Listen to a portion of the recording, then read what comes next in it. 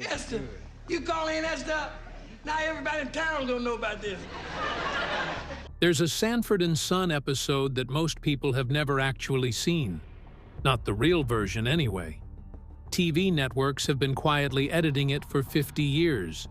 They blur mouths. They cut scenes. They even fade to black early. Red Foxx knew this would happen, but he filmed it anyway. He said only he could deliver that line. The original cast members kept the secret until now. What they're revealing about that forbidden scene will shock you. And it explains why Sanford and Son was never quite the same after that night. No one ever talks about it, but Sanford and Son wasn't born in south-central Los Angeles. It came from a small place in London called Shepherd's Bush.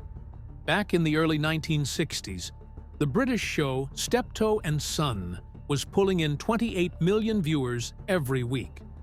That was more than half the people in Britain. An American producer named Joseph E. Levine saw the numbers and bought the rights in 1965. At first, it wasn't even supposed to be a black show. The American version was written about white Italian-American junk dealers. Their names were Albert and Tony Soriano. Executives thought a black-led show wouldn't survive on primetime TV. But things changed in 1971 when NBC took another look. Bud Yorkin, one of the producers, told his writers to take a risk. He said, set it in south-central LA and give it black leads. Norman Lear backed him up and said Archie Bunker needed a black counterpart. That one change, swapping two white scrap men for Fred and Lamont Sanford, did more than flip the script. It broke TV open for shows like Good Times and The Jeffersons. All because someone said yes to a junk dealer with a pickup truck instead of a horse cart. Meanwhile, CBS was riding high. All in the Family had just hit #1. NBC was stuck in third place. Norman Lear couldn't pitch anything new to CBS because of his contract, so he teamed up with Bud Yorkin again, but this time in secret. He told Yorkin, "Put Fred Sanford opposite Archie Bunker and you'll get a coast-to-coast shouting match." NBC jumped fast. President Herb Schlosser read the script and greenlit 13 episodes just 4 hours later. It was August 17, 1971. When Sanford and Son premiered on January 14, 1972, it hit #6 in the Nielsen ratings in its first week. It pulled 21% of Archie Bunker's audience away. That one move helped NBC crawl back into the fight and proved that honest, working-class comedies could live on both coasts. But here's what almost killed the show before it even started. In April 1965, Joseph E. Levine had already tried to launch Steptoe and Son in the U.S. He cast Oscar nominee Lee Tracy and tough guy actor Aldo Ray as father and son. He spent $185,000 on a 30-minute pilot filmed at Desilu Cahuenga. He showed it to ABC and CBS. They both said no. One called the junkyard set too dingy for color TV, and because Levine still held the U.S. rights, no one else could touch the format for 6.5 years. The contract finally ended in December 1971. Within 3 weeks, Yorkin and Lear bought the rights again for $40,000. That fall, they filmed the version we all know. So, for almost a decade, one bad black-and-white pilot kept one of the biggest sitcoms in TV history sitting in a drawer. Even Red Foxx almost didn't make it. NBC first wanted Broadway actor Calvin Little. He had just starred in Pearly. They offered him the script in May 1971. He read it and said, "It's funny, but I can't spend 6 years calling my son Dummy." So he passed. That's when Yorkin saw Red Foxx doing a short scene in Cotton Comes to Harlem. Foxx shouted, "Gimme my money, turkey!" and the crowd went wild. That was it. On June 12, 1971, Red Foxx signed the deal. He got $4,500 per episode. That was half what Archie Bunker made. But Foxx also kept the rights to all his old Vegas routines. Calvin Little later said in a Jet interview that he kicked himself every Friday night at 8 because Red's catchphrases ended up making $30 million in syndication. One actor said no. That left room for a 50-year-old comic from the Chitlin circuit to change the sound of American TV. CBS had the first shot to buy it. Lear and Yorkin gave them the pilot on October 4, 1971. Same network as All in the Family. Fred Silverman, who ran scheduling, said he didn't even want to watch. "One Lear powder keg is enough," he told them. Yorkin offered to do a live read. CBS still said no. They spent nothing, not even 30 minutes. 3 days later, two NBC executives, Herb Schlosser and Mort Werner, flew to Burbank. They watched Foxx and Demond Wilson do 2 scenes live. In 15 minutes, they shook hands and ordered 13 episodes. NBC paid $25,000 for the script. That was it. No pilot reshoot. That decision led to 136 episodes across 6 seasons. By 1975, it was NBC's biggest cash cow. CBS later estimated they lost $300 million in syndication profits. All because they wouldn't take half an hour for a junkyard comedy. When the show aired on January 14, 1972, nobody knew what would happen. NBC put it in the 8 p.m. Friday night slot, the one networks usually gave up on. Sanford and Son became the first primetime series with an almost all-black cast since the 1950s. Executives were scared. Would people watch? Would advertisers walk away? But it exploded. The first week alone, it stole 16% of the Brady Bunch's audience. That hit was so strong, ABC ended the Brady Bunch 2 seasons later. Civil rights leaders praised it. Variety magazine wrote that NBC had just integrated America's living rooms. January 14, 1972, became more than a TV date. It became the night a junk dealer broke the color line wide open. The numbers kept climbing. Nielsen thought it would be average. It wasn't. Season 1 ranked number 6 with a 25.2 rating. That meant 15.6 million homes were watching. Season 2 went even higher. It reached number 2 with a 27.6 rating, just a fraction behind All in the Family. It added 2.3 million more homes. Advertisers saw it happening and rushed in. A 30-second spot cost $33,000 in 1972. By early 1973, it passed $50,000. The show turned into NBC's ATM. No comedy before or since has grown so fast in just 10 months. In 1974, something wild happened on television. Sanford and Son pulled a 29.6 Nielsen rating. That was just 0.8 behind the unbeatable All in the Family. It meant over 276,000 homes were watching every Friday night at 8 p.m. And here's the crazy part. It held the infamous death slot. Most shows didn't survive that time. But Fred Sanford didn't just survive. He dominated. There was one more secret. Red Fox wasn't old. He was only 49. But Fred Sanford needed to look 65. So every shoot day, starting at 4 p.m., they made him older. First, the makeup artist dabbed latex on his jaw and forehead, then dusted it with powder to fake saggy skin.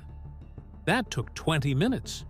Next, gray streaks were glued into his beard and hair. Foxx called the glue bottle Instant Old Man. Last came the shoes. They weren't normal work boots. They had steel shanks and half-pound lead weights inside. As soon as he laced them, his shoulders dropped, his back curved, and that slow shuffle appeared. He lost 3 centimeters in height. Foxx joked the boots felt like walking with 2 Buicks on your feet. But without the wrinkles and the weight, there was no Fred G. Sanford. And then there was the heart attack. Red Fox made it famous. He'd clutch his chest, look to the sky, and shout, "This is the big one! I'm coming to join you, Elizabeth!" It wasn't just a gag. It came from his mom, who used to faint for laughs at family gatherings. He did the bit 36 times on the show. It became so known that LA paramedics nicknamed fake calls Sanford Specials. And then came the line that shocked America. Midway through the scene, Fred yelled, "Look at all these niggas in here. Enough niggas in here to make a Tarzan movie." It aired at exactly 12:43 p.m. uncensored. It triggered 257 complaint calls in just one day. That was triple NBC's normal weekly count. Censors had blocked the line. But Red Foxx had a 1973 contract that gave him final say on vernacular reflective of African American speech. He fought hard for it. He said it had to hurt to make its point. NBC panicked. They feared FCC fines. But none came. The Family Hour loophole had just kicked in, and 8 p.m. was now fair game. Years later, syndicated versions muted the first syllable. But when Peacock put the episode up in 2022, they restored it fully, adding a 10-second warning before it played. No other classic sitcom had ever done that. What followed was louder than anything they expected. The episode was taped in NBC's Stage 9, in front of 220 people. When Fox delivered the Tarzan punchline, the audience exploded. Laughter roared for 23 straight seconds. It hit 98 decibels, louder than the theme song itself. The director had to stop the cameras. Fox's next line couldn't even be heard. On the tape, there's a 6-second freeze where the judge suddenly appears mid-motion. A floor manager later said they had to cut 3 pages from the script. They ran out of time. But NBC kept the laughter in. It was too raw, too real to cut.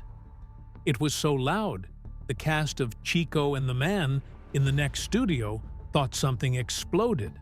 But under all that chaos, there was a message. Fred's anger in court wasn't just a joke. His line about "a black man ain't got a chance" wasn't fiction. In 1973, 62% of traffic tickets in black neighborhoods went to black drivers. The citywide average was just 24%. And the Tarzan jab? That wasn't random either. MGM's Tarzan movies ran for decades. In most of them, African characters were silent extras or porters. Fred's line didn't just sting, it pointed fingers. Critics later called it meta-humor hiding in plain sight. But it was hard to hear the message through the laughter. Behind all this stood Red Foxx. He didn't want the line edited. He didn't want someone else delivering it. He told producers, "I can do it. You can't." That was his rule. And when NBC pushed back, he threatened to walk. He even called Reverend Jesse Jackson. Jackson gave a cautious, "Okay," only if the message was clear. NBC's lawyers drafted waivers in case advertisers bailed. Colgate-Palmolive did shift their ad to the second half. But no one pulled out entirely. And because Fox won that battle, something big changed. For the first time, a black TV lead overruled censors on racial language. From the very start, the writers' room looked like a mistake.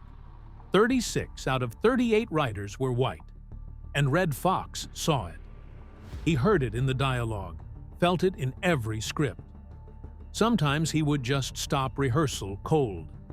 He'd grab the script, rip out a page, and shout, "Black people don't talk like that." One time, the line had Fred bragging about buying railroads in Monopoly. Fox wasn't having it. He wasn't quiet either. That year alone, the staff had to toss or rewrite 18 finished scripts. That cost the studio $90,000. Bud Yorkin and Norman Lear tried to back their team. But the tension grew. So bad that NBC hired Gene Farmer just to rewrite the dialogue before taping. Just to make it sound black. That wasn't a job title. It was damage control. People still talk about it today in diversity seminars. Because that's what it was. A war over who gets to write the truth. Then Paul Mooney walked in. It was 1973, and he came in like fire. His job: make it real, make it black, make it scary. He'd once been a circus clown. Now he was writing lines that could burn the whole studio down. In one of his early drafts, Fred Sanford turns to a white cop and says, "Boy, you're lucky this ain't Mississippi." Standards and Practices flagged it instantly, said it was a threat. NBC said cut it. Mooney didn't. He wrote it again. And again. 3 times. Until Foxx finally slid it into a take and dared them to cut it. The network panicked. What if Southern stations dropped the show? One angry call from Jackson or Birmingham could cost them $150,000 per ad slot. Mooney didn't blink. He cracked jokes about it. Said Fred could get lynched for less south of the Mason-Dixon. That line never made it into the show. But the risk was always there. And once it was clear, the censors started tracking every word Mooney ever wrote. Then came the bombshell. On the 20th of September 1974, Red Fox just didn't show up. Cameras were ready. Crew was waiting. Nothing. Hours later, his lawyer showed up with a demand letter. He wanted 25% of the show, ownership, syndication money, and a raise from $19,000 to $25,000 per episode.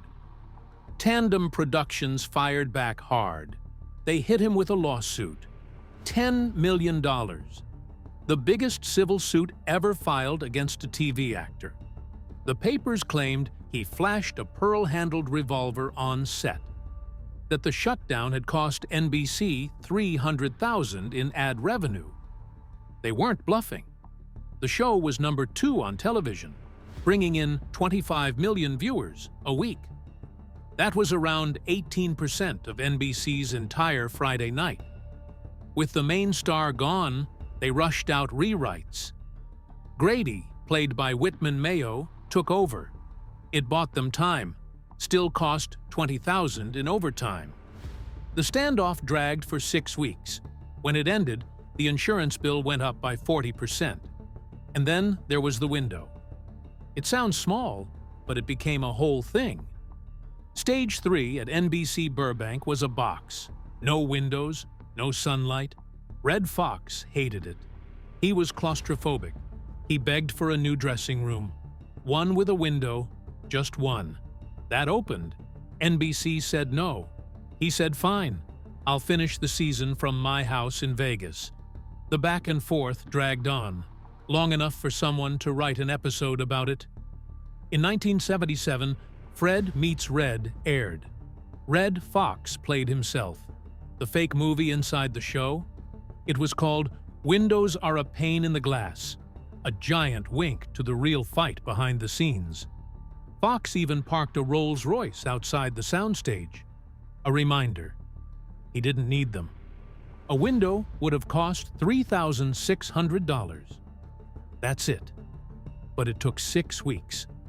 NBC finally gave him a trailer, 2 skylights, his name painted in gold. But the real chaos came on air. January 12, 1973. The episode was Mama's Baby, Papa's Maybe. Aunt Esther hears the truth about a child's father and explodes. LaWanda Page looked straight ahead and said, "What did you say, N-word?" That's what aired on the East Coast. NBC let it through, but affiliate phones lit up. Standards and Practices went into panic mode. For the West Coast feed, they rushed a cut. Swapped the word for sucker.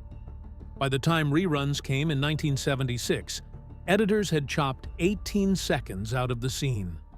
They looped her shocked face to cover the jump. That's all most people have ever seen. The real line survives on one old 2-inch tape.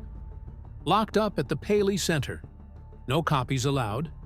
Then there was the wedding episode. February 4th, 1972. Here comes the bride, there goes the bride. Lamont's wedding falls apart. But Fox wanted more heat. When the white in-laws walked in, Fred muttered, "Look at this bunch of jive honkies and spooks. Bet they brought their own silverware." The audience gasped. Kodak and Chevrolet were still watching. They called NBC before the show even ended. By 1973, that entire 31-second scene was gone. Cut clean. You can still see the jump in US versions, but in the UK, the kinescope didn't include the edit. British reruns play smooth. No gap. Bootleggers got their hands on a rehearsal tape. 3 takes. Each version nastier than the last. The censorship didn't stop there. In the late 90s, TV Land promised original episodes, but they flagged 47 Sanford and Son shows for mandatory edits. Engineers blurred mouths, muted punchlines. Some scenes just faded out. 4 episodes had credits roll almost 2 minutes early. Fans noticed. In 2003, they started comparing VHS recordings to the TV Land cuts. One guy added it up. Across one weekend marathon, 42 minutes were gone. TV Land made a press release. 2 lines. Blamed time constraints. Never admitted the edits were racial. One episode really scared NBC. The Card Sharps, March 15, 1974. Fred sits in a courtroom, looks around and says, "Man, there's enough nanpins in here to film Tarzan." The audience laughed, then stopped. A few seconds of dead silence. Within a day, 2 major advertisers, R.J. Reynolds and American Home Products, threatened to pull $3 million in ads. NBC's president got on the phone. Crisis mode. They talked about canceling the show. The final deal? No more slurs. A written apology. Internal memos from 2012 confirmed the contract got updated. A racial slur clause. 0 tolerance going forward. The debate split the country. In 1975, Ebony magazine said the show was bold, said it held up a mirror, said it laughed racism to death. But not everyone agreed. Alvin Poussaint told PBS that too much of this kind of humor can lock in the stereotype. The NAACP in Los Angeles boycotted a rerun in 1976. The Village Voice pushed back, called it the only sitcom that let black anger exist without softening it for white comfort. Academics ran the numbers. In the first 5 seasons, they counted 113 slurs, 78 aimed at white people, 22 at Latinos, 9 at Asians, 4 were anti-black. And that just made people argue louder. Was Red Fox a mirror or a mask? Was he tearing down stereotypes or wearing one? The truth is, the show changed everything. But it cost something. A lot of money, a lot of nerves, and a lot of truth that got trimmed, blurred, cut, or erased. In May of 1977, something wild happened. ABC waived a huge $2.5 million contract in front of Red Fox, and just like that, he walked away from NBC without even telling his co-star, Demond Wilson. NBC found out from a Variety magazine headline? Not from Fox. Not from his agent. From the press. Wilson was on stage 31 when he heard, and he exploded. People still remember him storming off, yelling, "He didn't even call me, man." His last scene on Sanford and Son, taped March 3, 1977, ends with Fred hugging Lamont. Everyone thought the show would be back after a short break. No one realized that was goodbye. ABC's The Red Fox Comedy Hour premiered that September, right up against the Waltons. After just 3 weeks, the ratings hit a low 13.9. By January of 1978, it was gone. But the cracks had already started to show before Fox left. In 1972, Sanford and Son had a massive 25.2 rating and ranked number 6. Twice, it reached number 2. But by season 6, in 1976 and 1977, ratings had dropped to 20.3. That was a loss of 5 points and over 5.8 million households. NBC panicked and moved the show to Tuesdays at 8 p.m. just for a week. It was a disaster. For the first time ever, Sanford and Son dropped out of the top 10, landing at number 27. Advertisers noticed. A 30-second spot went from $120,000 to just $77,000. That one season cost NBC an estimated $11 million. Behind the scenes, Red had already missed 9 episodes over pay disputes, and the writers were recycling old British plots from Steptoe and Son. In 1980, NBC tried to bring the magic back with a reboot simply called Sanford. They offered Demon Wilson $25,000 per episode to return. That was double what he made in '77. He still said no. He never forgave Foxx for leaving without a word, and he was angry about unpaid residuals. So producers wrote Lamont out. They said he went off to work on the Alaska pipeline and replaced him with Cal Petty, a big Texan played by Dennis Berkeley. But fans weren't buying it. The new Sanford premiered on March 30th, 1980, with an 18.1 rating. It fell below 14 by Christmas. NBC burned off the last 7 episodes in the summer of '81. Only 19 aired. That wasn't the only failed attempt. There were 3 spin-offs in total. Sanford Arms launched in September 1977. No Foxx, no Wilson, just a boarding house. It aired 4 episodes, scored a low 11.5, and was gone by October 4th. Then came Sanford in 1980, which we just talked about. Finally, in 1986, ABC gave Red one last shot with The Red Fox Show. It started off okay, with 16.2 million viewers, but by episode 6 it had dropped under 10 million. They canceled it after 12 episodes, with one never even airing. Altogether, those 3 shows produced 35 episodes. The original run had 136. Nothing could replace the magic Foxx and Wilson had together. Then came the most heartbreaking moment. On October 11, 1991, Red Fox was rehearsing a scene for CBS's The Royal Family. He grabbed a chair, said, "Get my wife," and collapsed. Everyone thought it was one of his famous fake heart attacks. They laughed, but he wasn't acting. Paramedics arrived in 10 minutes, but it was too late. He was pronounced dead at 7:45 p.m. at Hollywood Presbyterian Medical Center. He was 68. At one point, he had made $4 million a year. When he died, he owed $3.6 million to the IRS.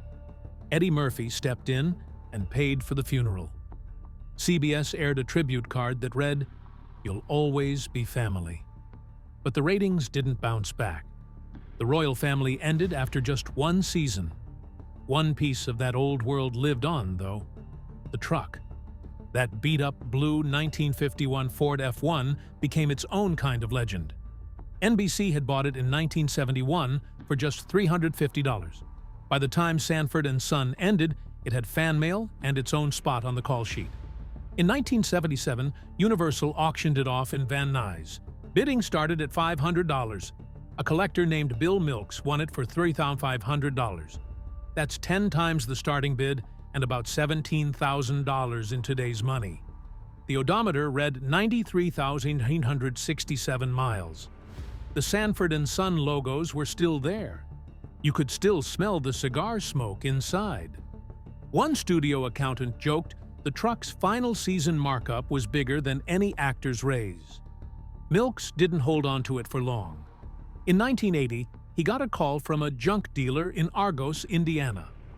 Donald Dimmitt wanted a billboard on wheels, so the truck drove 2,100 miles east on its original V8 engine. Dimmitt added a red barn door for a tailgate and used the truck like any other. He even hauled full 1-ton scrap loads, way past its half-ton rating. Locals saw it so often that school kids called the place Sanford North. In 1995, the driver's side door hinge snapped. Instead of fixing it, Dimmitt welded it shut. Staff had to climb in from the passenger side. That Hollywood prop, made to look like junk, spent 34 years hauling real junk. Snow, rain, rust. No one realized it was history. That changed in 2013. Car dealers Tim Franco and Jeff Cantor tracked the truck down. They tried to buy it twice, but Dimmitt said no. Then one night, they saw it on eBay. The deadline was midnight. At 1:02 a.m. on January 18, 2014, they won the bid for $11,300. They drove 215 miles overnight to get it before Dimmitt could change his mind. Over the next 8 months, they took the whole thing apart. They sandblasted off 17 pounds of road salt, rebuilt the oak bed, and found the exact NBC paint color from 1971. They even copied the lettering by enlarging a frame from the show. The restored truck debuted that November at the 9th Center in Cleveland. Demond Wilson himself signed it under the hood. The junk truck was back in the spotlight. And one more secret, hidden in plain sight.